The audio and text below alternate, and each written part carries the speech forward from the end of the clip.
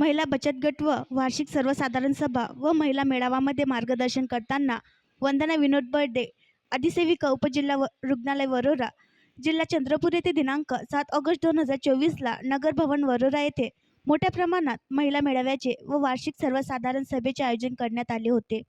सावित्री लोक संचालित संसाधन केंद्र वार्षिक सर्वसाधारण सभा व महिला मेळाव्याला वंदना विनोद बर्डे, अधिसेविका व सामाजिक कार्यकर्त्यांनी मार्गदर्शन केले। सर्वप्रथम सावित्रीबाई फुले यांच्या प्रतिमेला अभिवादन करून आपल्या मार्गदर्शनास सुरुवात केली। मार्गदर्शनात त्यांनी महिला मेळाव्याच्या सर्व महिलांना हार्दिक शुभेच्छा दिल्या, विशेष प्रावीण्य मिळवले त्यांचे हार्दिक अभिनंदन केले। मुलींनी छान नृत्य केले त्याबद्दल त्यांचे अभिनंदन केले, कौतुक केले। स्त्री शक्तीचे महत्त्व समजावून सांगितले। स्त्रियांनी नेहमी चांगल्या कामासाठी सकारात्मक असायलाच पाहिजे हे समजावून सांगितले।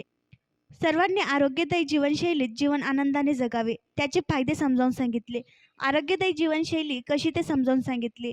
खानपान, आहार, आचार विचार कसे सकारात्मक ठेवावे हे समजावून सांगितले। योगा, प्राणायाम, मेडिटेशन याविषयी मार्गदर्शन केले। मीठ, साखर, मैदा या वस्तूंचा वापर करू नये, फास्ट फूड घेऊ नये, त्याचा शरीरावर काय परिणाम होतो हे समजावून सांगितले। दरवर्षी 6 महिन्यातून आपल्या सर्व तपासण्या करून घ्याव्यात, त्यात काही निघाले तर औषधोपचार घ्यावा, कोणत्याही परिस्थितीत हार मानू नये व आत्महत्या करू नये। कुटुंबामध्ये सर्वांनी एकमेकांना साथ दिली पाहिजे। एकत्र कुटुंब पद्धतीचे फायदे समजावून सांगितले।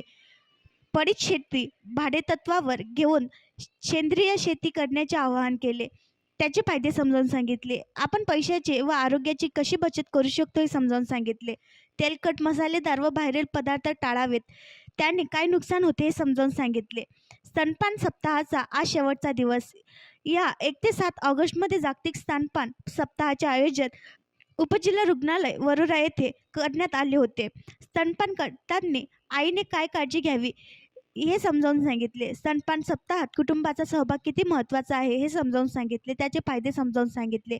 बाळाचे लसीकरण विषयी मार्गदर्शन केले। आईच्या दुधाचे महत्त्व समजावून सांगितले, त्याचे फायदे समजावून सांगितले।